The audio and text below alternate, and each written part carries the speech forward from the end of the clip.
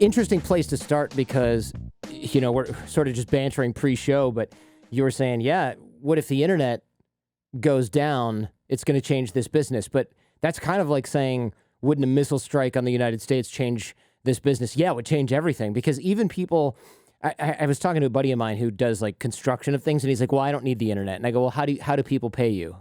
Oh, they wire me the money, or I have like a Stripe account. And I'm like, hello, all of this banking, payment systems, everything is reliant upon the internet. And yeah, look, I could record phone interviews or something like that, which wouldn't be ideal, but that's the least of our concerns if the internet goes down. I mean, I don't even know. Phone systems go through the internet now. They've, of course, they've done away with it. Everything is reliant on it. It was cost effective. So they've sort of gone the most cost effective route. And now here we are, potentially hobbled by that entirely, so that whole idea of that cloud infrastructure we were talking about before the show, if they all go down in unison and in symphony, we've got a massive problem on our hands, not just because databases aren't accessible.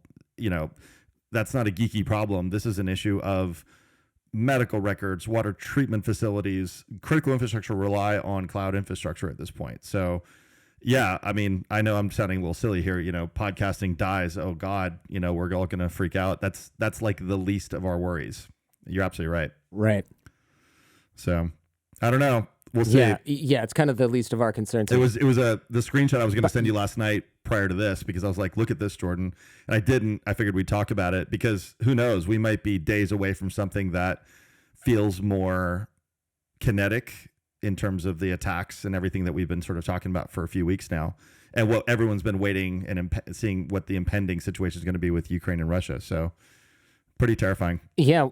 We'll get to that in a bit. I want to back up a little because as I'm doing prep for our interview, there's a few, you're on MSNBC and Fox and CNN all the time because of your work at Prevailion and your previous company. And I think it was you or a newscaster that said something like, there's nation states that want you gone because of what you're doing. So why are you so dangerous to nation states and hacker groups? Yeah, it's a interesting reason. So my career has taken a lot of twists and turns, but it ultimately landed with my last company where I figured out a way with the team, to be clear, so I'm not taking credit alone here. They're wanted dead as well. That we could take over part of the infrastructure that the adversary set up. And in doing so, we can see what they see, which is in turn the victims, right? And now we can deliver that intelligence to the victims directly, and we can help remediate the problem. So we essentially thwart the efforts of the adversary rather than try to be defensive. Most cybersecurity for all these years has been essentially build some bigger, thicker, taller wall, build a castle moat strategy to the problem. My strategy was more on the offensive side of the equation, which is how about we go and insert ourselves into the communication channels of these bad guys and collect exactly what they're doing, what they're planning on doing. And by definition, I'm messing with their money. Right. So it always comes down to that. I think every interview you ever do with anyone in these kinds of these lines of work, if you're messing with someone's money, they want you dead typically.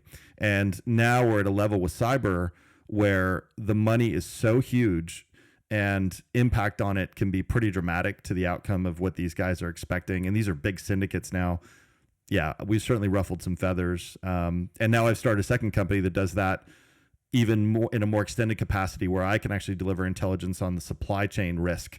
So I can help an organization preemptively not even get compromised if they'll take the intelligence that I have around their partner ecosystems. So I'm kind of one step ahead of these bad guys, which really irritates them because they're so used to being ahead.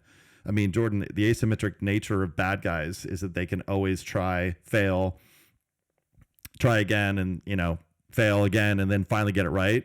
Security, we essentially can never mess up. If you mess up once, it's all over. So I kind of shift the scale. They have to get lucky one time, and you almost have to be consistently lucky. It's like the reverse of a police officer. My cop friends used to say, criminals have to be lucky every day, but I only have to get lucky once. Yeah. And that's how people get caught. It's kind of the opposite with security. Like, you have to consistently keep people out of the castle, but they only have to get in one time, and they can install malware and other things that reach out And I love these explainer videos. This almost sounds like a corporate interview the way I'm about to do it, but I swear it's not. So Prevailion, the software and the company that you run now, the demo of it was really cool. And the explainer videos that I saw and some of the screenshots and stuff that I've seen, hopefully I'm allowed to talk about that, were really interesting. Where like, normally it's funny. There's this newscaster on, I forget which channel it was, and MSNBC or something. He's like, well, aren't the companies in a better position to see what's on their network? And it's like, no, what I'm doing is, and I'm going to defer to you to explain this in a second here, but what you're looking for is you're not looking for something installed on the computer like an antivirus software would. You're actually looking on the web for the pings that malware sends to control servers. So you're looking for the smoke from the fire. You're not looking for the fire. So if they hide the fire and they hide the heat, right, they're hiding the virus and the malware inside the system, they can do a literally perfect job of that. The problem is that software has to go, by the way, I'm still over here in case you want to send me any instructions. And it has to do that at some point. And you're looking for those signals. And when you get those signals, now you go, oh, okay, this is not only infected with malware, we get that, but it's also reaching out to this server. And so let's go into that server and see what's going on. And then that server has logs of everything it's received from all its bots, right, from botnets. And you can see everyone who's infected on the whole frickin' internet, which is insane. That's right. That's right. And, I liken this, I'm a big Cold War 80s, buff. And what I find really interesting is when you start to parallelize old school espionage tactics. So let's use something appropriate for today's world. Russian spy, physical human spy, makes his way into the US through a false identity, gets a job at the White House through a variety of social engineering tactics and falsified information, and is actually allowed into the offices. They're now able to steal things, but what they have to be able to do is call back to their handler, to use kind of an espionage term. And that handler, that spy is malware today. That handler is the command and control environment, literally. And that's another word they took from the military for cybersecurity. What we're doing at Prevailion is we're taking over the phone at the Kremlin that he's going to be calling from the White House. And so when we pick up that phone call from that spy in the White House, we're like, so where are you? You in the Oval Office? Got it. Okay. Call me back. Give me a call in a few minutes. And we get him to call back over and over and over, to where we can then indicate to the White House that there's a spy over the Oval Office. Go get it. So that's the equivalency on a human level that we're doing now. And now this happens at machine speed, right? So the problem is everything's gotten super time compressed for speed, and the ability for a cybersecurity professional to really zero in on that very quickly on the inside. Basically, someone has to stumble across the fact that someone falsified documents or the malware was clicked in a phishing email as equivalency. Now that takes a long time, if ever, to ever happen. The only way to catch it, to your point, is that Achilles heel of it communicating out. That communication need by that spy is how we catch them. And they really can't do without it. So it's not like these guys are like, oh, darn it, Karim and Prevailion figured out a way to get us. They're always going to have to use that. They're always going to have some means of communication with the outside world to complete their objective. Yeah, that was my next question, is what if they just stop the pings, but not quite that simple. Right. It's kind of like saying, well, what if we just take the wheels off the car? Yeah. Now what, smart guy? Yeah, exactly. Okay, gotcha. But, you're zeroing in on exactly the issue here that, everyone asks the same question, which is, well, aren't they going to figure this out and work around it? And there's conceivably some workarounds, but here's the reason they have to communicate with the outside world. When you break into a household, you need to get out of the house with your stolen goods to make it a fruitful effort, right? Maliciously, right? So there's that obvious situation, which is if they're stealing material or intellectual property, or they're encrypting something on the network, like in the ransomware situations, they've got to be able to either steal that information for extortion reasons or whatever the case may be. But the second reason why is that, unlike the human spy analogy, think like the Mission Impossible movies where Tom Cruise could constantly put that mask on and change his face to any kind of spy he wanted to be. Mm-hmm. That's what malware is able to do electronically. It can change its shape. It's called polymorphism. And it literally can download a new version of itself and completely avoid detection. Because I think everyone knows what an antivirus is by now, 30, 40 years later. Antivirus relies on signature. It's the equivalency of a bouncer at a club looking at you and looking at your ID saying, okay, that's who you are, you're allowed in. If I can change my identification or ID off I go. I'm able to persist in these environments without ever getting caught, which is really fascinating. That stuff it's quite interesting, but also I guess the more advanced they make some of this malware, I could be mistaken.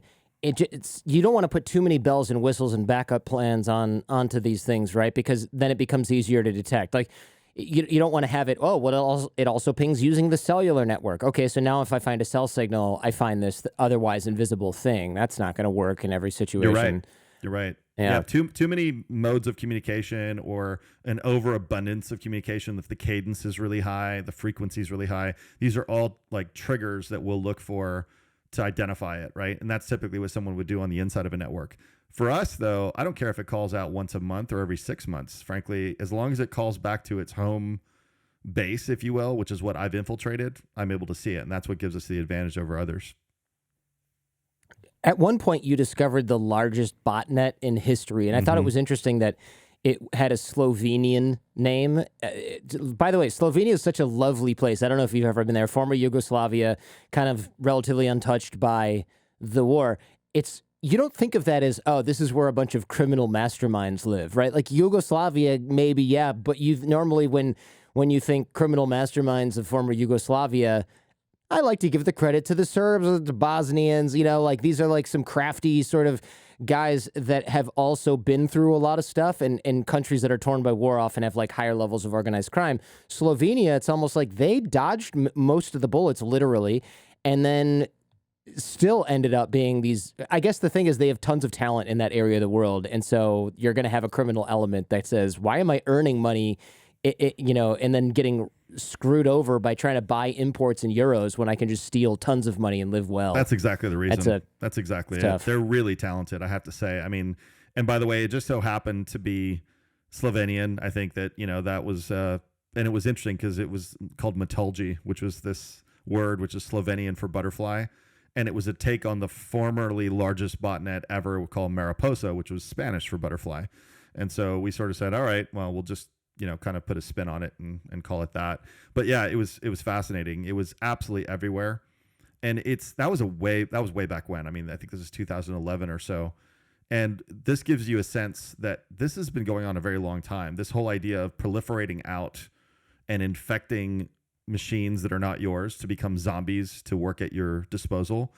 This has been going on forever. Even before it was a mainstream issue with commercial entities that were worried about it, the government had concerns. They were worried about things like Stormbot. Stormbot was this big, horrifying concept of a denial of service attack thing that could take down the Pentagon or take down, satellite systems. And here we are. We're literally in the throes of it today. Everything they worried about 20 years ago has manifested. So a botnet, you sort of explained it, is when other computers are taken over by essentially like a virus or malware, and then they might all reach out at the same time. So you're talking about maybe millions or at least hundreds of thousands of different machines. They might all reach out to, let's say, one server at one time, and they're just hammering it with 100,000 connections a minute or whatever. And that will slow down a major website like what we're using now. Like we're using Zoom. Let's say they're all trying to connect to every single port on Zoom. Right. All at the same time. Now us legitimate Zoom users can never get on because there's way too much traffic, and the traffic is bad, and it's confusing the Zoom server and causing it to work extra hard, and it just can't scale up to service that many zombie computers at once. And you could do that against, especially before, you could do that against, the Pentagon or some other super important thing like banks. This could happen to banks, and then you can't use the banking computers anymore. And now it seems like a lot of that stuff is almost, I think Facebook went through one of these a couple years ago, didn't they? Where they were down for a while because of this or something similar to this. Yeah, they go through this every few months. Okay. Like, I mean, DDoS attacks are sort of a perpetual, persistent thing across everything. It's whenever they get lucky and they are able to achieve it, because what you can do to essentially stifle these things is to limit communications from a set of IP addresses that things are coming from, right?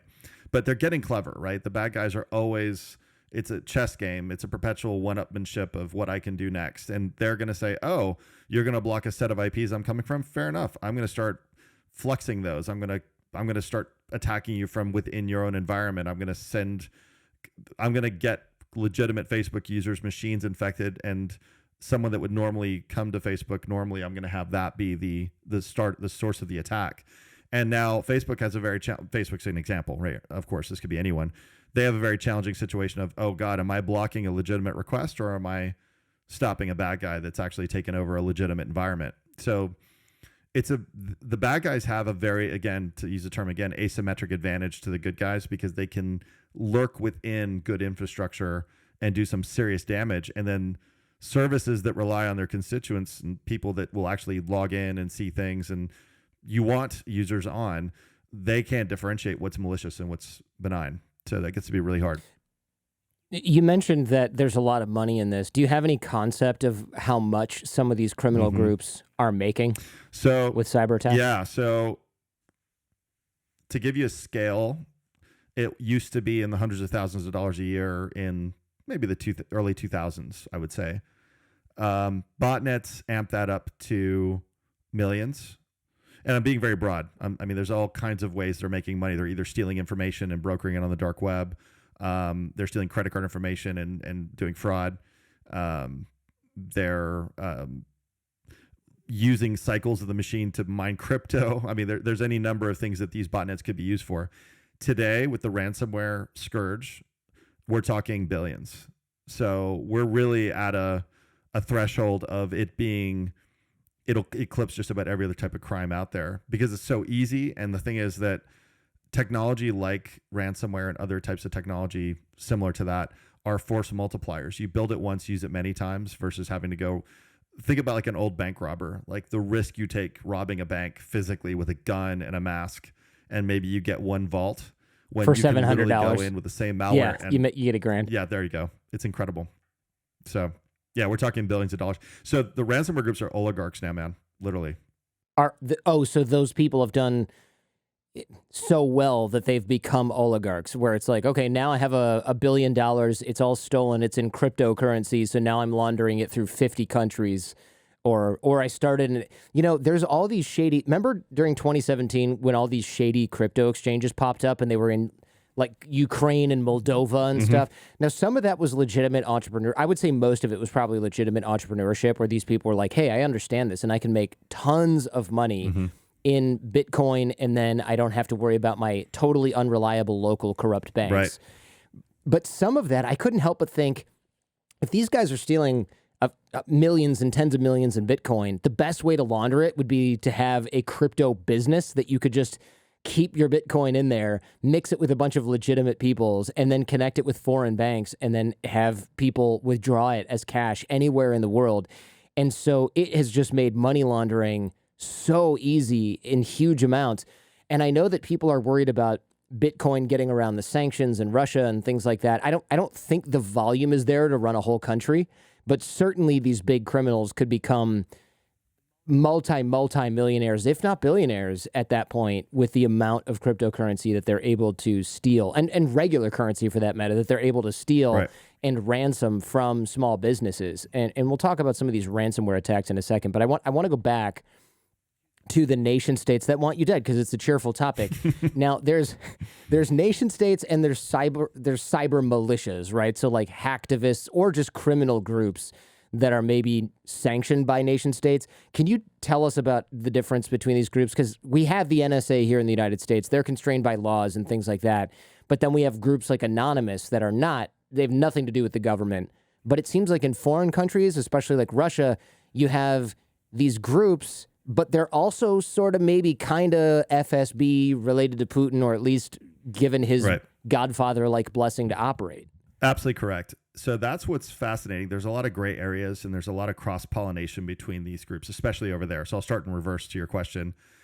Without question, Russia, we're almost certain that operatives that work within the divisions within the intelligence services like GRU or FS or SVR, they're two, one's military intelligence, the other one's the espionage division.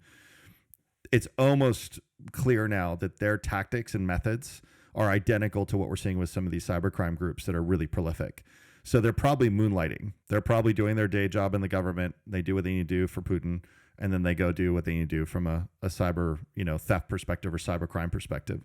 Not all of them. I don't want to suggest that this is like universal, because you can go onto Instagram and Twitter and find these guys in their like, like mink coats on a yacht in Saint-Tropez and Cap d'Antibes and you name it. They're all out there. It's funny because you're not kidding about this, No. right? Like so another guest on the show, he exposes British real estate. He wrote a book about this. His name's Oliver Bullough. He wrote a book about how basically a lot of these properties in London are owned by oligarchs and African strongmen and dictators and things like that. But he talked about how he did an expose with Vice where he found a bunch of oligarchs' kids on Instagram, and he said, look, man, it's really not hard to do because there's a small enough group of people, you know their names, all you had to do is search. And they did this whole expose, and Vice couldn't air the documentary because I can't remember who it was, Abramovich or one of the oligarchs was like, I will sue everyone that works there. Even if I lose, I'm just going to file 1,000 lawsuits if you do this. And I'm going to ruin your lives, all of you. So just don't do it. And Vice, which normally doesn't shy away from stuff like that, was like, we literally can't afford to fight this rich, crooked mafioso. So we're just not going to air this. And yes, the photos that I saw were like, a weird guy sitting on a really ugly, gaudy, colored Lamborghini that's on a dock next to a yacht, and he's wearing a mink coat and like a crown. And you're just thinking, this is a guy who, the more money he has, the bigger of a dipshit he becomes. Which is, to be fair, a lot of people are like that. Yeah. Just ridiculous. Yeah, absolutely. And I'm not suggesting that those individuals weren't formerly Russian trained operatives in some capacity. Perhaps they're former, perhaps they're not former, right? Anyone's guess there. But yes, so to answer your question, the nation state actors that we're referring to are typically people that are commissioned, trained, and bankrolled by a nation state, a country, with an objective that is generally not financially driven, right? They're usually trying to gather intelligence, or they're doing influence campaigns like we've seen plenty as of late. There's we watched the whole 2016 situation with, GRU and the Russians. And then more recently, we watched interference with the German elections. Same group, by the way. So, and now we're seeing the same group actively create disinformation campaigns with this mess going on with Ukraine and Russia. So that's part of the objectives. Now, the financially motivated side of it, I think we all feel like this is wink, wink, nod, nod by Putin that, yeah, go do that. It creates more havoc. No problem. Is he literally setting government initiatives out for things like harvesting cash? Probably not. I don't doubt that he's probably benefiting from it in some capacity. Again, outside of just the disruption piece of it. Now, the hacktivist stuff, just to kind of pivot to that, that's an entirely different sort of segment of the problem, which is, and I say that because I know a lot of people they're lauding the efforts of Anonymous recently with some of what they put out on Twitter. And who's Anonymous for people who aren't really in this sector? So Anonymous is a hacktivist collective or hacker collective that it seems to be leaderless. It seems to be this sort of general nebulous group of people. They're most notably identified by this Guy Fawkes mask they have on when they broadcast their wins. They've been around for a long time. They rose to fame right around the Anonymous WikiLeaks mess with Julian Assange back in 2010. They sort of came to his defense in the name of free speech and whatnot. But they've kind of splintered off into various groups. As you know, Jordan, I had my tussle with a subset of those guys, which we can talk about, which was fascinating and irritating at the same time. But they're back. Here they are. And the problem with that, and this is, I'm going to be pulling a thread on the sweater on this one, and we can talk about it. That's probably the most dangerous contingent because they're not really armed with the right intelligence to really know the ramifications of their attacks. And in many cases, like this has nothing to do with what's going on with Ukraine and Russia. Was it 2012? I may be getting the date wrong, give or take a year. But Anonymous went after a border patrol group out of Arizona, I believe, and they exposed long-term coverts in the cartels to the cartels. And all those people got killed. Like they were absolutely summarily dispatched after that was disclosed. And it's like, what are you doing? I mean, I'm not, what was the point of that? That was a flagrant murder for all intents and purposes done by way of cyber means. And it kind of came and it went from the headlines because it was sort of this obscure thing. But those are the kinds of things that can ramificate into horrible, right? Kind of like what we talked about with the Russia stuff, which we'll get into. Yeah, this whole thing is quite fascinating because there's a lot of folks. You know, I'm helping. I'm sure you've heard me talk about this. I'm helping. It's hard. I have to phrase this the right way, but like there are these hacktivist groups and hacker groups in Ukraine, and I'm helping them find defensive people who are capable of running defensive operations, like looking in Ukrainian computers for malware, things that you might know a lot about over at Prevailion. And some folks are like, yeah, I want to take down a Russian satellite. And it's like, whoa, there's a lot of concerns that go with this that are not good. And in fact, we can talk about that right now. You know, it's all fun and games until I think one of the recent concerns was what happens if someone shuts down a Russian satellite network. Well, if the satellites are designed to see incoming nuclear missiles and those are shut down, does that look like, oh, those hackers are at it again, darn you, Western hackers? Or does it look like the NSA shut down the nuclear detection system so that we can send nukes over to Russia? And then if that's what that looks like, what is Russia's response? Launching nukes in return? So that could be really, really, really bad if this ill-conceived plan to, you know, give Putin a black eye or a blind eye for even an hour looks instead like a nuclear attack from the United States. I mean, this could trigger, I hate to be hyperbolic on the show, but it could trigger at least World War III, but also just a massive amount of millions of dead people / Armageddon. I totally agree. And there's something else that's, I mean, we've been talking about people that may be physically hands on keyboard trying to break into places unknowingly, maybe best intentioned, but then they do something like you just mentioned. There's something else that's even more sinister and a little bit ominous, which is, and again, I'm doing my best to not be hyperbolic here as well, but this is real. 2015, for those folks that don't know, the Russia-Ukrainian cyber debacle has been brewing forever. I mean, this is why for us, this is not new. We've just been kind of holding our breath. In fact, right now, we're still just waiting for the other shoe to drop. We're sort of saying, okay, we saw the test run. What's going to really happen now? And that test run back in 2015 was these exact groups that you were asking me about, these Russian nation state groups like GRU and SVR, the guys that love me, that were doing a test on the Ukrainian infrastructure back then. And what they were able to do was they deployed a piece of malware that was literally very similar to what we're hearing today. It was wiper malware. It was called Kill Disk. And then it subsequently took down the power stations in Ukraine. And then the problem with it was they didn't design it to stay there. They designed it to proliferate and laterally move through the network. And the problem is cyber's a problem because it's not like a missile. A missile has a target, it blows up, it's done. It doesn't get up and go to the next target. Malware does, right? It's this like one of the things that I said a couple interviews back with the media was that what I'm really, really worried about among my peers is a wormable threat.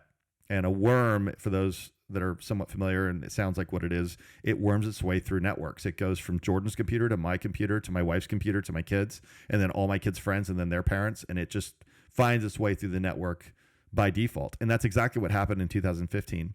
So that was Sandworm, right? Where Russia turned off the power in dramatic, and they show, we'll put a video in the show notes. There's a cool animation where essentially the workers at this power plant were watching somebody controlling their screen and just flipping all the breakers. And these breakers weren't like lights in living room. The breakers were like lights in Kiev, lights in Chernobyl, lights in Odessa. And it was just cut. And they just cut off all the power to regions at a time. And then they said, oh, that worked. And then they improved on that software. And unfortunately, the United States didn't do anything because we were distracted by other hacking against DNC computers and other like leaks that were being done by I think the same group or very similar groups were doing the same thing. And we just sort of missed the opportunity. The Obama administration, I would say, missed the opportunity to say, hey, this is not good. I mean, I don't know exactly what they did diplomatically, but it obviously wasn't enough because it led to the other thing that you're mentioning, which was, I believe, called NotPetya. And that shut down airports, banks, railways, government installations, hospitals, and then it, like you said, it wormed over to FedEx, Merck, and Maersk, which are like these massive, massive organizations that had a lot to do with shipping, and 20% of the entire global shipping operation, just 20% of global shipping, froze on the spot and took weeks to recover and caused over $10 billion in damage. And that was the accidental part, causing $10 billion. Imagine if they actually got 80% of global shipping to freeze on the spot. That might take months to recover. Exactly. And so it's no reason to think that this is over, especially now with the Russian military doing so poorly in Ukraine. Cyber's kind of, they're good at that. Right. They're obviously not good at running an invasion convoy and things like that. Not to make light of it, but cyber is something that they don't get holed up in the woods and get their tanks stuck with no gas in the mud and then leave. Right? Exactly. And to add, even more insult to injury here, they don't need to deploy the proverbial cyber threat. It's been deployed. I mean, back to square one in our conversation, I see that deployment. I see that pre-established plumbing by these adversaries in the environments that we have in country and our allies. And I'm watching it communicate out like that spy calling back to headquarters to its handler saying, hey, I'm here whenever you need me. And I've actually watched a shift in the communication. I've seen it decline and spread the pattern out to be wider because they know that security professionals are getting more vigilant. So they're saying, let's have programmatic control over this to where it goes a little bit dark and it goes to ground until we need it. So that's what's menacing here, is that we're sort of, to your point about the NotPetya, the switches being flipped, we're literally waiting for that. We're waiting for them to flip a switch and say, okay, let's turn that access on that we have. And now, don't get me wrong, we as a country have those implants there as well. And this is exactly where there's this sort of stalemate and high noon kind of situation of who's going to pull the switch first. I don't care if Moscow's water goes off. I mean, I do. Yeah. I don't want that to happen. Right. Let me put it this way. I don't want Moscow's water system to get polluted and dirty and poison and kill people. Right. But I also really don't want that to happen to the Los Angeles or the New York City water system getting poisoned and killing people. It doesn't make me feel better that we can also kill innocent people in Russia if they kill innocent people in the United States. Like, that doesn't make me feel better at all. Right. And the fact that the switches are already implanted in these systems, that should scare everyone, because I think a lot of people, and I think you might have said this during an interview, they confuse us. People think we're vulnerable, but what they don't realize is we're already compromised. We're not just vulnerable. This is already installed. The grenade is already under your bed. It's not that someone could theoretically put one there. It's already there. The string is already going from the pin out the window. You're just waiting for somebody to yank on it, but nobody's listening to the call. Or very few people are heeding the call. That's it. It's because it's a mashup of snake oil by other security organizations that say, no, we got it covered. We've defended you adequately. And I'm not picking on those companies. I'm just saying that let's face the music now, guys. We're really in a position that's really, really precarious because, to your point, that analogy is fantastic. There is a grenade under the bed and there's a string going out the window, and it's just a matter of pulling it. And now, whether that string pull opens up another door or whether that string pull does something like wiper malware where it gets rid of the entirety of our records for something, banking systems. Imagine if we're really up for the end of the movie Fight Club, if we've ever seen the end of that, where literally the entire system goes down. That's not too far off from a cyber perspective, sadly. And, again, I know I've spent the last 15 minutes being foreboding and ominous and terrifying, but there's no time I've been very measured on this until now, because I think we're really at an inflection point with this situation with Ukraine that it'll escalate, and it has almost nothing to do with them. That's what's so fascinating, is that we're going to either see coattailers like other nation state actors like the Iranians, or, nation state groups, or the Chinese groups, or the North Koreans. What better time, Jordan, than now to go act on something and just point the Russians, and they'll get away with murder. It's like cyber looting. It's literally what the equivalency is. Oh, that's interesting. Yeah, I've got friends in big tech companies. I was going to name it. I almost did. I've got friends who are the head of security for, let's say it's a phone operating system that everyone uses, who uses a certain brand of phone. A friend of mine is in their security department, and I said, oh, so what's going on? And he's like, I'm slammed because countries that I can't name like that you maybe just did name are always trying to break into these phones, because imagine if you get a foothold inside a new operating system that's going to be installed on hundreds of millions of people's phones at all levels, and then you can control them and you can use them at any time. And that stuff is terrifying. And I kind of want to talk about the capabilities of those in a bit, but Nicole Perlroth, who you probably know, on this show, episode 542, she talked about the cyber pandemic just waiting to be activated. It's like what you were saying.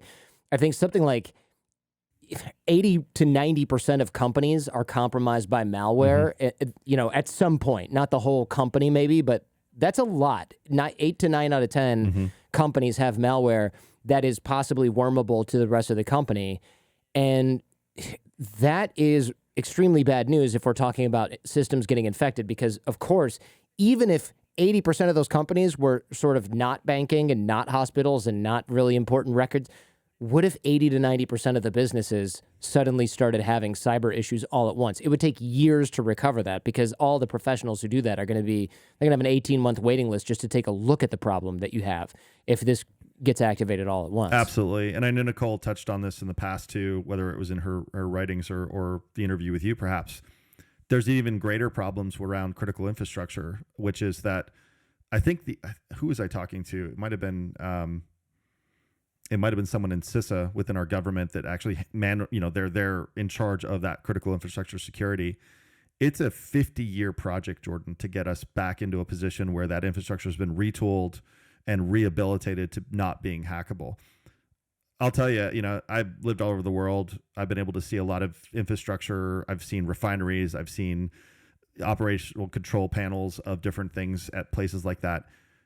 Today, like, no kidding, the day we're talking, we're still seeing machines in there running control panel systems that are running on like Windows XP or Windows ME that are... It's like 20 years ago. They're not even supported by Microsoft anymore. And so, like, there's not even an update going to them to protect them anymore. They're literally just jettisoned infrastructure, old sunset software that, frankly, they can't swap away from, because the control panel systems and the operational technology and SCADA systems is what they're called in big factory environments, run on that operating system, and they can't be upgraded. So we're not even talking about things that are, it just becomes... Literally, the amount of times you catch that exact sigh with my team and I, and the hands up in the air, like, I guess we'll just hope, because it's gotten to that point. And here we are again at that precipice of something to where they could flip a switch on something like that.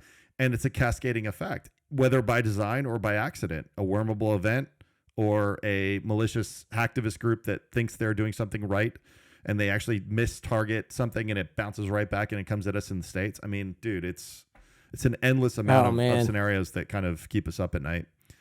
I would imagine. Yeah, I remember Richard Clark on this show a long time ago talking about remote workers. There was this, he was talking about going and touring this amazing sort of like underground bunker type place. This is episode 240 of the show, where it's got, like, you have to go in this area that's almost always flooded and then open up this hatch, and then you go down underneath the ground on a ladder or a stairway, and you walk into this computer control room, and he's like, the guy's showing Richard Clark, and he's saying, yeah, this is so secure, nobody can get in here. And he goes, well, how do you get in here? I noticed this is flooded, and you're always pumping the water out, and what happens if you need to get in? And the guy goes, don't worry, we actually hooked it up to the phone line, so we can just dial in from home. And Richard's like, so you've got an underground bunker, because this imagine what kind of critical infrastructure is in an underground bunker. And then imagine that somebody just plugged that into the open internet using a computer system that was never designed to be connected to the internet. So has absolutely no security other than like type in your password and a lock over the keyboard or something, thinking like that's going to be enough to keep out people. This is like drilling a hole in the hull of a ship so that you can pull your luggage directly into your stateroom instead of going up and down the stairs, right? That's perfect. Like, yeah. You're just making this thing that was relatively secure because you'd have to break in there with military weaponry, at which point someone's hitting an off switch. Then they're like, no, don't worry, I can log in from my Palm Pilot. because I just plugged a phone line into this thing. It's mind-blowing. Using some Radio Shack shit. It's mind-blowing. Yeah. I mean, in this day and age, right, where we're still under this assumption that things have been secured and there's this overarching faith, and I'm not trying to pick on our government in any way. This is an insurmountable problem for even just the government to handle. The only way to manage this is a public-private, cooperation of some kind over a very long period of time. It's not like, if we decide to just magically cooperate, it's going to be fixed. It's going to be huge amounts of effort.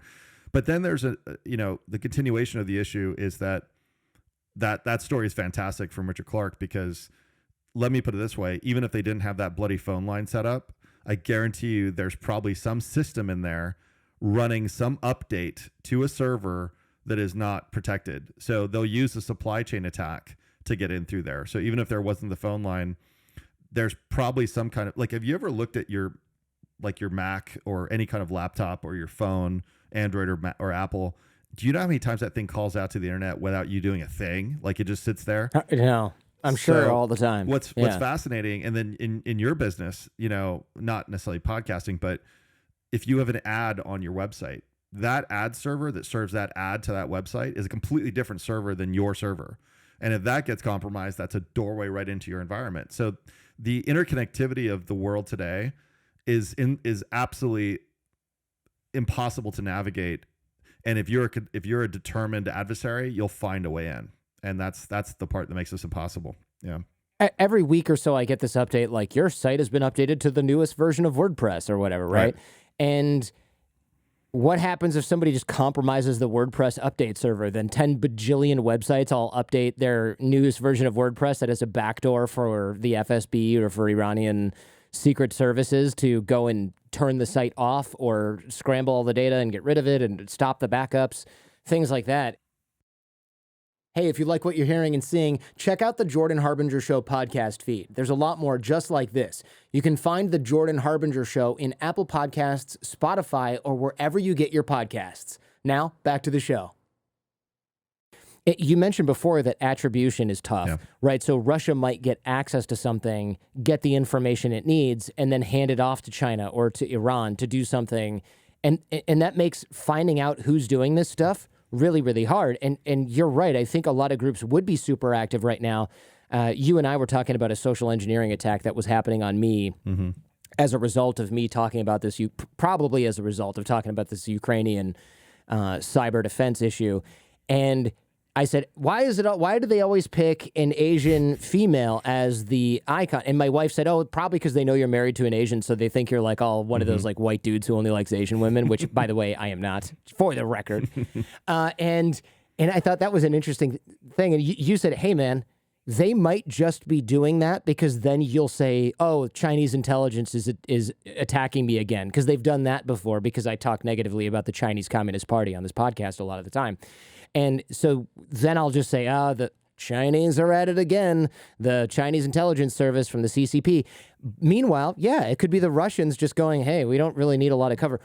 It could be anybody posing as Russia now and then just saying, hey, look, now that these guys are in the crosshairs, Iran could be posing as Russia. China could be posing as Russia to infiltrate these systems. And then you're right, the U.S. or the West isn't going to do anything because we are already on tilt trying not to start World War III with tactical nukes. So it's a really good umbrella to get under if you're a cyber criminal. Just pretend you're the Russian GRU or SVR, and you're virtually consequence free. Absolutely. Even if you get caught. And there's let's not forget there's cooperation between nation state actors that have a concerted or unified effort against the West. So, for example, SolarWinds. Everyone remembers that not recently, but a year and a half ago. This is a big hack. Yeah, big hack. Most notably a supply chain hack is what, again, I used that term earlier. And what that is by definition, you get into a single organization that has massive amounts of links and connectivity to many, many other organizations, preferably your actual targets, right? So you just get into this other organization with arguably weaker operational security or controls or teams to protect it. And then you can just ride on in through that trusted channel of connectivity into these other targets. And that's exactly what happened at SolarWinds. SolarWinds is a company out of Texas that provides management software for thousands of companies.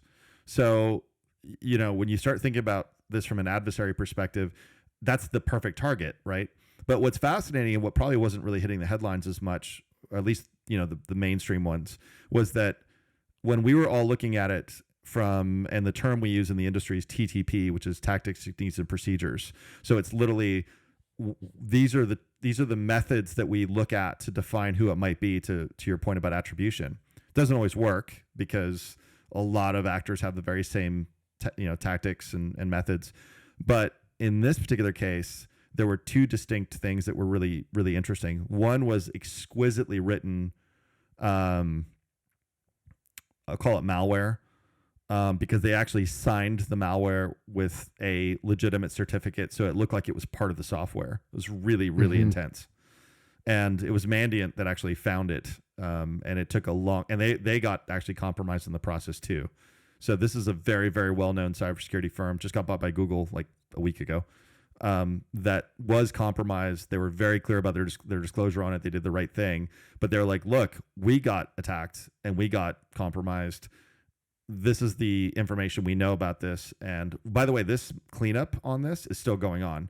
We're far from like contending with this thing being done with. But I wanted to share the last little bit here, which makes it interesting, and it ties to your point here. So this was probably all signs lead to a Russian written piece of software, but then the access and then the loitering and bull in a China shop activities within some of these environments looks like another nation state, less capable. So it almost looks like there was initial access vector, and entry facilitated by one, and then a subsequent actor given, who knows, maybe they paid for the access, or they were just given it so they could rifle through it and ransack the place and sort of hide the efforts of the much more sophisticated cat burglar. This is interesting, right? So let's say, let's use an actual burglary kind of scenario. This is kind of like, I break into your house and I steal a bunch of stuff, and then I go, there's probably fingerprints somewhere in there. I was in there for like 3 hours cleaning the place out. I'm just going to burn your house down. But I don't have any gasoline. So here's what I'm going to do. I'm going to pay a bunch of kids that are playing down the street $100, and I'm going to say, you should have a party in here and break as much shit as you can, because this person is, they're awful, and I'm giving you guys $1,000. Just break everything in here and throw it all over the place and film it and put it on TikTok. So now everyone goes, oh, these kids broke into this house and they just smashed everything and they probably stole some stuff. And look, there's fingerprints. Yeah, but it's all on broken stuff and it's from these kids. Meanwhile, I've got all of your valuables. No one's looking for me. That's it. Right? Because I've covered my tracks. Yeah, that's sort of what that sounds like. Yeah, exactly. So, and the kids got to steal other stuff in there, right? And literally in this particular scenario, what seems like lesser capable nation state stole the red teaming tools out of Mandiant. And what those tools are tools that companies use to try to emulate the way a hacker would attack your company, so they can prep you for how it would happen if it really happened to you. So we were certain that it wasn't something like the Russians that would have stolen that, because they already know all that. Like they're being copied to build these red teaming tools. The last thing they're going to go get is that. But for lesser capable ones, that's a dream. Now they've got all the tools that let them know exactly what they need to not do going forward. They could just completely shift their tactics and be more effective going forward. So yeah, really, really something. And we're not talking that long ago. I mean, a year and a half ago to where we are today. Are those tools now being employed, meaning reverse engineered essentially by these adversaries, so that now we have to redefine our playbook for identifying attacks and how they're going to come about? Because essentially, yeah, I mean, the word playbook's really, really appropriate. If you get the other team's playbook, you're going to win the game. I mean, you know every move they're going to make, and you've got a whole means to win. Now, these cyber attacks can become kinetic. In other words, escalation can be pretty quick. Like, imagine if hackers get a oil refinery in Louisiana to explode. That's the same as flying over it with an airplane and dropping a bomb on it, right? It may sound or feel less aggressive, but it's really not. If your whole point is to release a bunch of toxic gas and kill people in the small town, or to cause something to overheat and then cause a massive fire that ends up killing 64 people, you may as well have walked up to it and lobbed a grenade in the tank yourself. And that kind of thing can go wrong. You mentioned it's like a baby with a gun. A lot of times these hacking groups, they might even be teenagers who are like, oh man, we got into British Petroleum and now we can control the boats. Going back to the OG Hackers movie from the 90s, right? His whole thing was he was going to tip over an oil tanker or something like that, right? By flooding it. You could end up doing something like that by accident. Right. That's absolutely correct. And I think what's fascinating about this is that that goes back to what we were talking about with this Russian situation. You brought up the whole concept of taking down a satellite. Those systems that run those environments are not uniquely built for those systems. Like, in other words, the satellite control systems aren't just like satellite control systems. You could build a malware that will infect something that was intended to stop a railway that will find its way, unfortunately, into a satellite environment. So there's that kind of concern too, which is that you might build something thinking that you've got something that's only purpose built for your target, but it just proliferates to all these other things. So to your point about shifting something cyber into kinetic, you brought it up a little earlier and I want to kind of go back to it. Water treatment is the one that really freaks me out because all you need to do is change levels. You don't need to break anything. You just change the pH levels or the potability of some sort of gray water and you got mass dysentery. And now you got people flooding into the hospitals. And if you really want to be a prick, now you turn off the power grids or you start attacking power grids. And now you've got mass chaos. And that's actually what I think everyone was worried might happen in the Ukraine, that they were going to make life so miserable that people would just sort of be like, okay, we give up. Now that didn't happen. Not really sure why. I touched on this in another conversation. It's because Ukrainians can survive on a diet of cigarettes and bathtub vodka. And I say that as a compliment. I spent a summer in Ukraine and it's like, talk about a group of people that you don't want to try and wear down through hardship. They've already been through the hardship Olympics by being part of the Soviet Union and on the edge of that, and then having 2014 happen. And now this is like, I won't say it's just another day in Ukraine. It certainly isn't, but these are some of the toughest people on earth. I think we're seeing that firsthand now. So yeah, they definitely expected them to cave, but I'm not entirely sure why. It's that was a losing bet. Yeah, absolutely. On their part. Absolutely. And I won't beat this to death because I've shared it in a number of other places with conversations, but I do want to just at least highlight this, that everyone that kind of thought we were going to see the Die Hard movie, that whole like fire sale thing of, oh, everything goes down at once. Well, let's not forget that it's all visualized in retrospect with cyber, because people usually think there's some sort of malfunction and it's user error. And that usually happens for days before they assume it's malware or some sort of hacker. So we may find the stories manifest here in the next few months about what really happened and what really turned out to be the Russians in there, or some sort of hacktivist or loyalist group to Russia affecting things. But it's going to be a little while. I don't think we're going to see it in real time.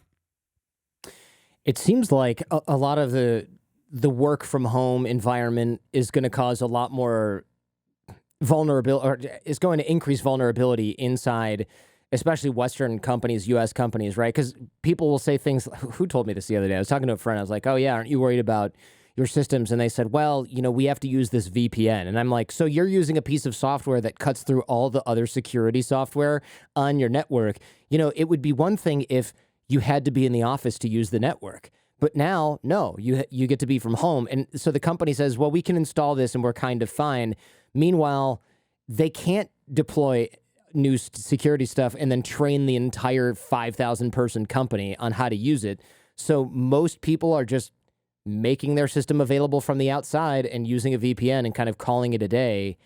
And that just means that anybody can access that whole network, and that they don't have to steal a laptop to do it. They just have to get some credentials and use a VPN. Do you want to laugh what I call a VPN? And it's not to criticize it as a technology, because it has a purpose, right? It certainly has its utility.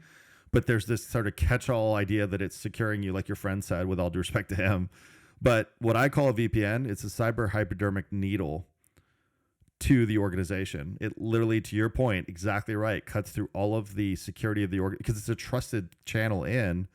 And so, to use the hypodermic needle analogy, which is pretty visceral, and if you have a syringe with tainted, payload in it, and you literally shovel that through. So like my kids' home network is not my own home network. I literally have it segregated. So all the Xbox garbage and all the other computers that they're using are cesspools of malware.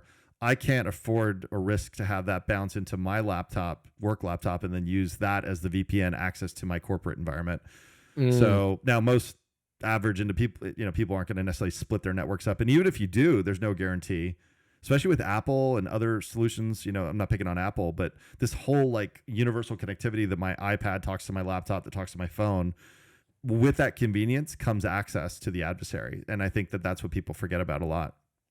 Yeah, isn't that called Bonjour? Bonjour, right? Yeah. They have it creates like an ad hoc network, and I've heard that you just see it pop up sometimes if you're a Mac user, and I'm like, what is that? I know it's some sort of networking protocol, and then a couple of hacker friends of mine were talking about Bonjour payloads, and I'm like, oh yeah, that thing that's always running in the background that lets my phone talk to I'm like, all you have to do is find me when I'm out, dump something onto my phone. I just bring that home. It's like a bad STD. You just bring it home to my whole family.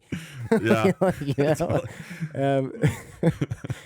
I'm sorry, I'm laughing because the STD analogy comes up fortnightly at the company because it's so parallelized, man. I mean, my God, the promiscuous nature of your devices, literally, that's what that is.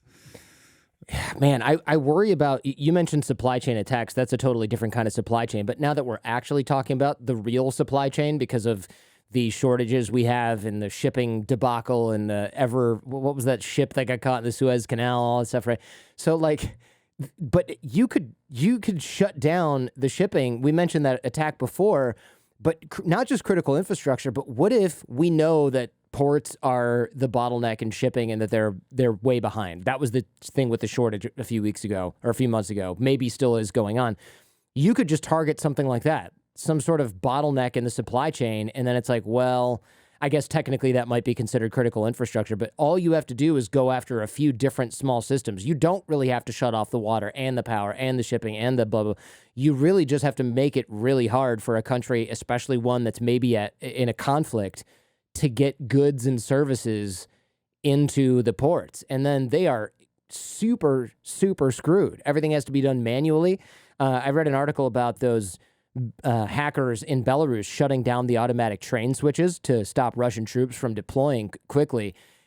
And this is a country that's probably very used to manually switching trains. I mean, it's Belarus. They probably just got automatic switching sometime shortly after, in the 90s, right? I mean, the guys that are working on these trains probably really know what they're doing, and they're nowhere near as fast as the computers at switching the trains. And so you really just have to attack a few sort of bottlenecks in the whole supply chain, or something very, very critical can go down in the middle of a war like they're in now. Yeah, no, you're right. It's a cascading effect. And then let's not forget the rules of war, conventional ones. I mean, meaning the ones that go back to Sun Tzu level stuff, right? Those principles are still very viable today for cyber.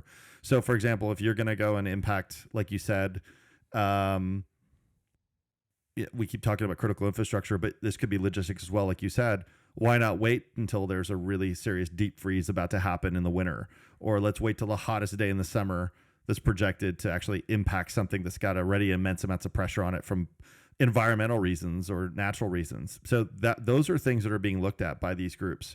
They're not one-dimensional in their approach. They're not like, oh, we're going to go hack it. It's literally, what confluence of events can I kick off and instigate to really facilitate a nightmare scenario? And that's exactly what you're talking about.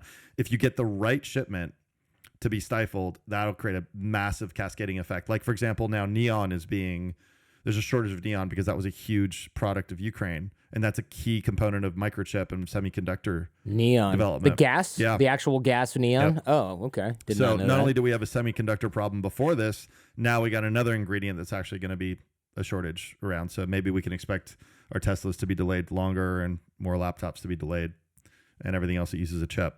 So, yeah. I've been waiting forever for this new car. They said March. Now it says July. There you go. Yeah, at least.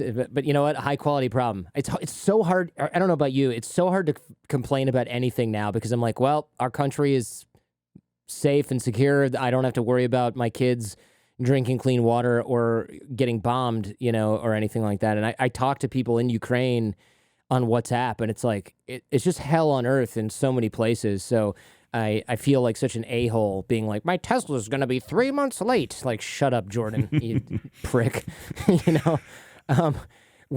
Speaking of critical infrastructure, ransomware, we kind of touched on that before, hospitals, fuel infrastructure, that Colonial Pipeline hack that happened where they wanted to ransom the data, that type of thing seems like we're in the early days, right? They can get in there, encrypt computers, and they can sell the data if they get good corporate data. They don't just have to ransom it. They could sell it on the dark web. They could go into social security systems or get medical records and things like that. That stuff freaks me out. And I talk with executive friends and they go, well, we have a lot of backups. I'm like, well, what happens if they friggin' encrypt the backups or turn them off? Are you going to notice? You're not going to notice. How often do you check your backups? Or if they get them both on the same day, what are you going to do? You back up a bunch of encrypted stuff. Like, I assume you're looking at this and not super satisfied with the solutions that these companies are coming up with. No, because I'm hearing exactly what you just said. I'm hearing that, well, we have remediation and business continuity plans in place. And I'm like, that's the first thing the adversary is going to go after is your business continuity plan. They're going to deploy something to do reconnaissance in your environment. They're going to find the backups and they're going to encrypt the backups before they encrypt anything else. That's the whole point. They don't want you to have a remediation plan. They want you to be able to bow down to their ask of money so they can give you a decryption key that won't work probably. But let me tell you what's even more like ridiculous about that Colonial Pipeline situation. And this one statement will kind of really lay the sort of foundation that this is never going to go away, to further put a finer point on your thing that this is just the beginning. Colonial was not actually literally hacked. Like, no hacker pounded on the door somewhere until they finally got their way in. They found stolen VPN credentials to get into the organization on the dark web. So they started on the dark web and they probably ended on the dark web. They stole information to get in that allowed them to steal information and then extort them for money to then sell back out on that dark web again. So it's like, it's endless. It's never going to end. And when human behavior is the one piece of the equation that very well, we both do, that is eternally hackable. Machines, I mean, inevitably there'll come a time where we get a pretty good handle on how to make them pretty hard to get into. Like, we can make the machine pretty binary about what it arrives at. But the minute a user gives authorization to something to run, then all bets are off. Like, at that point, that malware is functioning like a legitimate piece of software in the company. So this is what I think people misrepresent a lot, that they think hackers have this like malicious virus that's a scourge and it's going to be identified within the network, because we're still living in the antivirus days and those days are gone. Now this stuff runs like it's meant to run in the organization because the users allow it to and give it authorization. Yeah. That's interesting, the social engineering angle. You and I have spoken about this. In fact, now's probably a good time to discuss this. We don't have to do a whole show on it here because, for time. But when I was young, I was also like hacktivist, right? I was like, I'm going to help these groups. I wasn't a capable hacker or anything, but I wanted to help. I was in the IRC channel. We call it Pound Freak, so hashtag really freak, that. PHREAK, yeah. Right? So I lived in that channel, man, all day and all night. I was in there, and one of the things that they were talking about was there's an old phone company that probably doesn't exist anymore called MCI, and they probably became AT&T or something like that later on, merged or whatever. Yeah. WorldCom? Yeah. Okay. Well, the WorldCom got bought by AT&T, I think. But yeah, MCI WorldCom, I'll never forget that. I think it was the same channel with you. Yeah, it was called MCI. Yeah, we probably were in the same channel. It's funny. So MCI was running phone exchanges, so phone systems in Iraq. And the guys were like, hey, we should shut this thing down. And then because of course the United States is going to take out actual like microwave command and control. That was part of the thing, because I think Saddam had used microwaves above ground to signal to radar stations and missile defense and stuff like that. And somehow these guys knew that. And so what they did was they said, well, they're going to default to landline phones. A lot of those are buried. A lot of times military doesn't take out phone lines because civilian infrastructure, et cetera. And also it's a big, big, big network. You'd have to take out a lot of phone lines. So we were like, we can totally just take down the phone exchange. Because if freakers, which are like phone hackers, for those who don't know, if we know anything, it's how phone systems work and how to screw them up, especially old ones that are in a foreign country that are not maintained well and have old software and old systems. So we we decided to take down the MCI phone system in Iraq. And you'd said, wow, I bet that was a rush. Yeah, it was.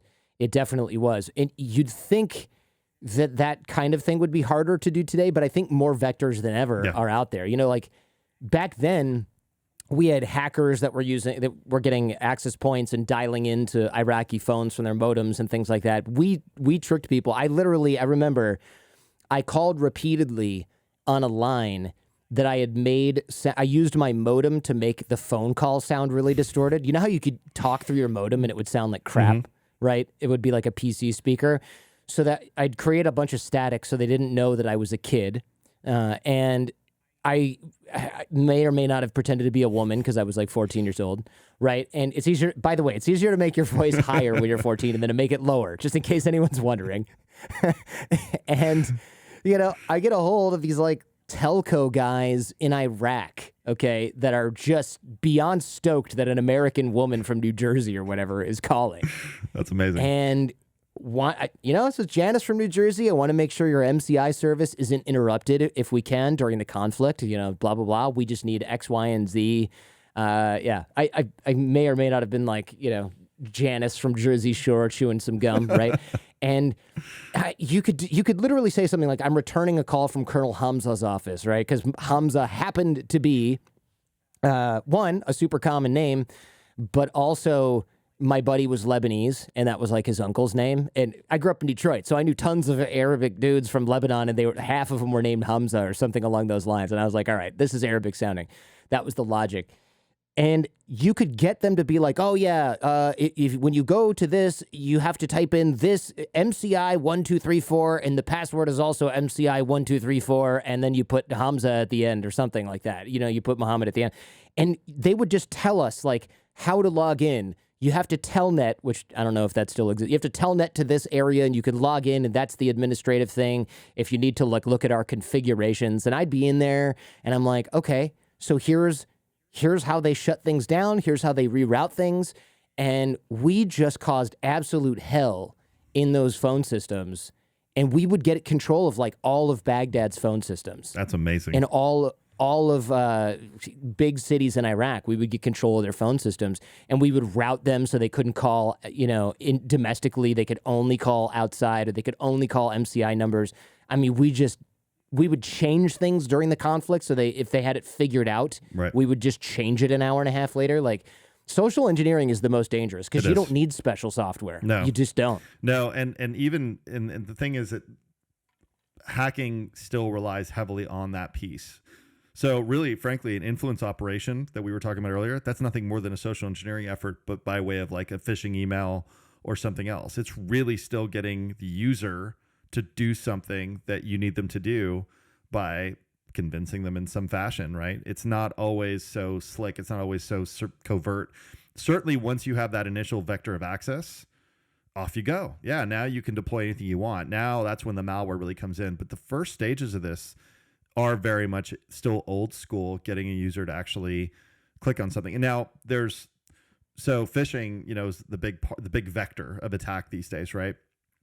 And when Microsoft's Exchange servers got hacked by the Chinese group, that Nobelium group, which was in the news a while ago, I really was like, oh crap, this is going to get really hairy quick, because if you can get people's email servers, now I can send an email as Jordan Harbinger from jordanharbinger.com without it being misspelled or some sort of spoofed version of it. It's literally coming from your server. So, and if I'm really good, I'm going to read everything you've ever written for the last 6 months, so I can get your tone and your cadence on how you write, and maybe even some of the nicknames you have with friends of yours. And they're going to read that email, and they're going to do whatever you sort of ask them to, you quote unquote, ask them to do, because it's coming from you. No software in the world is going to be able to identify it as fraudulent because it passes all the sniff tests that it's coming from Jordan. And that's absolutely possible today. So if you lay all the groundwork for the parameters to be that it is legitimate, and then you're really skilled at creating the content like what you were doing, that's really formidable. And that's what these guys are being trained to do. And so Yeah, there is no technical solution to this. I'm the guy that tries to build the technical solutions. I'm the guy that does the intel to identify where these things are. And I can be the first person to say that there's probably never going to be a fix that just works. It's going to be a training issue. Yeah. The joke is always there's no patch for stupidity, Right. but here's the thing. These people aren't stupid. Mm-hmm. Maybe if they're getting tricked by a 14-year-old who's pretending to be a woman calling from New Jersey, they're a little bit naive, but this is like early 90s, so forgivable. But people get conned all the time.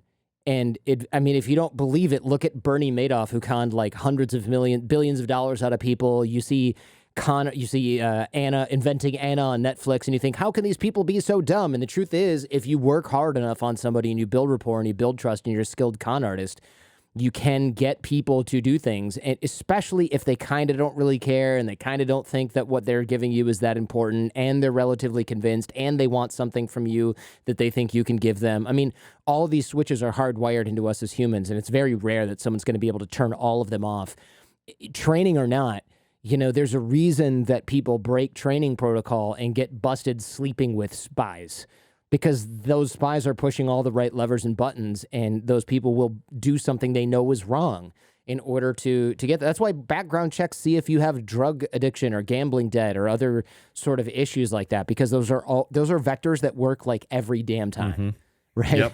And they will never stop working. So the best thing to do is make sure that person is not in a position to divulge or screw anything up. What do you think of Russia being removed from SWIFT, the banking system and everything, in the sanctions? Man. Can you tell us what SWIFT is? I think a lot of people don't even know. Yeah, sure. No, absolutely. So SWIFT is literally the banking communication network. It was built a very long time ago with no security in mind to begin with, I might add. And it was intended for various banks all over the world to communicate with each other, and all of the transactions that you do, whether it's a deposit or withdrawal or wire, all of those go through that network. So it's sort of this private, a bit of a silly analogy, but it's sort of a private internet within the internet for the banks, right? And what they're threatening to do, they being us, is take Russia off of it. Now, Iran's been off of it for a while. I think they've been off of it for 8 to 10 years now, as part of the sanctions against Iran. Now, here's where I really hope that the decision to do this has been really, really thought through by a variety of professionals, including cybersecurity and intelligence and geopolitical analysts, because, Jordan, I don't believe that there are that many folks that have that set of talent all in one, and you're getting a lot of contradiction and a lot of contrary ideas around things. It's kind of like the movies where you get that like 4-star general that wants to hit the nuke button quick, like, let's take them out, and it's like, and then you got this very reserved hero of the movie that's like, wait, but that'll cause this. And that's exactly what's happening here. So to answer your question, if you take Russia off something like SWIFT, which you can do, you can pull them off and essentially de-peer them from it. What I think might happen, and again, this is a conjecture, but it is a very likely scenario, they're not going to have any reservations about attacking it because they were benefiting from it before, and everyone's kind of betting that they don't have an alternative. Well, we all know now, the intelligence community is well aware of it, that they have an alternative with China. China's built a very similar system privately that Russia can absolutely link into. And yeah, is it perfect? No. Is it eating hot dogs for the year to survive? Maybe.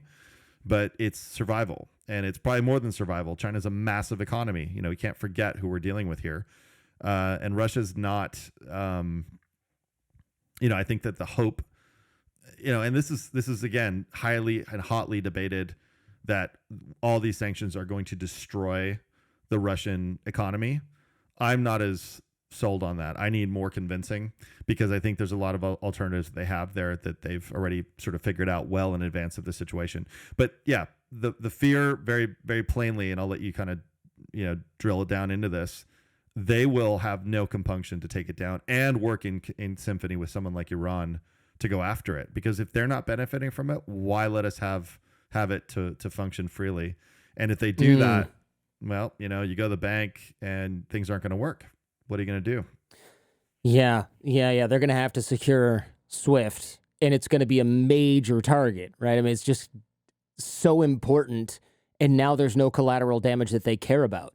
because it's not before that. Maybe it'd have been tougher for them to attack because, well, then we can't use it and we rely on this. But yeah, if you're forcing them to go and create a way around it and bypass it, even if that bypass is less efficient, it's kind of like, well, if we can't use it, then we're just going to make it impossible for you to use too. Why not? Yeah, that's no good. And now's not the time to go fix it.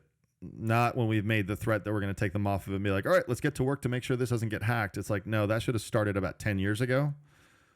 Oh, man. So the same as a critical infrastructure problem. We can't start retooling when we're under attack. It's not going to work. Yeah, that's a good point. I mean, all those vulnerabilities were probably in there for forever anyways. Mm-hmm. And now implants are in there too that we can't write out. Implants, yeah. Yeah, exactly. And no, vulnerabilities and implants, both. You're absolutely right. Yeah. I want to be conscious of your time here, but I do have to hear about how this offshoot of Anonymous went after you and why. Because you're making friends out there, man. You know, you got nation states and cyber militias that don't like you. I think that's a good place to close. Is why you're such a thorn in their side, or what's going on? Yeah, you know, and I definitely am not stopping. I guess I just glutton for punishment with this kind of thing, but LulzSec was an interesting group. Now, I'm certainly not the only ones that, or the only one that they went after. They went after Sony. They went after the CIA.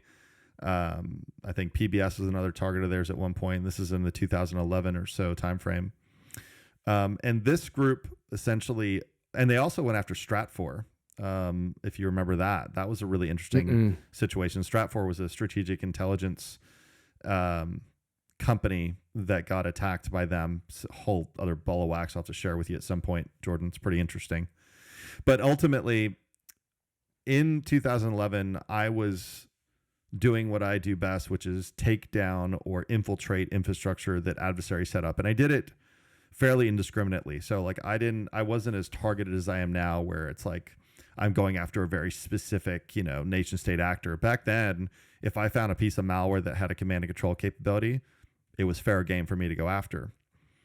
So we ended up inadvertently taking down the denial of service attack botnet on Sony that this group set up. So they were probably sitting back in their chairs laughing all the way to the bank. Well, they really were making money on this. This was just people that were being troublemakers, probably watching Sony flounder with this denial of service attack. And then all of a sudden it went off. And they're like, what? Who turned it off? Who unplugged this thing? And they went and they found that we had actually taken over the single command and control domain that was associated with that of that threat that they were using, or that denial of service attack. And I basically drew their fire. And there's a very involved story on how they got my credentials to come at me. But what's most disturbing about it was they actually got them from something called InfraGard in Atlanta. And InfraGard is the FBI. So it's an FBI private sector cooperation environment. And LulzSec literally went into that database. They hacked into that to get my credentials from there that allowed them to get to me. This didn't really hit the news quite as loudly as the other stuff did, but which was really disconcerting, because I was like, these are credentials I used specifically for that. That means they got them from there, which is concerning. I didn't know who I was dealing with in the beginning. And the way they made themselves known to me was a very cryptic email that I got from them at like 2 a.m, mid-May of 2011.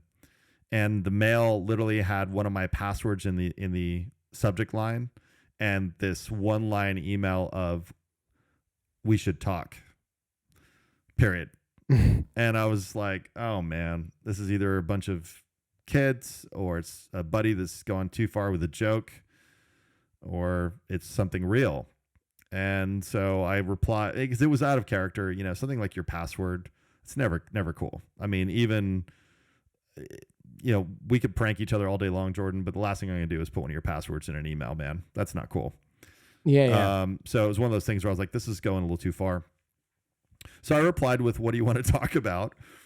And they came back around and indicated that they had already infiltrated our systems, and they had gotten a hold of certain information that they were going to disclose to the media and share, like that they hacked us and this and that. And they would only withhold that doxing effort. And doxing is that whole sharing of your information publicly to kind of disgrace you or humiliate you in some way. If I shared gave them back the access to that DDoS threat. But then more importantly, they realized what we were doing, and they're like, wow, if we actually get this company to give us access to all the other botnets that they've actually got control of, we can really, really be powerful. So they tried to extort me for that. And then threatened that if I called law enforcement or the intelligence community, they would, release the information. So I did. I called everyone I knew. And in law enforcement, and because I was going to say, if you get hacked, what do? You have to call the FBI. Yes. Or something. Exactly. Like that. And it's really interesting because there is no phone number to call. It's interesting. You think about this, and I had to face that, which is, crap, people call me for this. Who am I going to call? Right? Like, wait a second. Yeah. How does this work? And I did. I called law enforcement, and, it took me forever to get to the right layers within the FBI. The intelligence community was tracking these guys for reasons that had to do with the WikiLeaks mess and whatnot.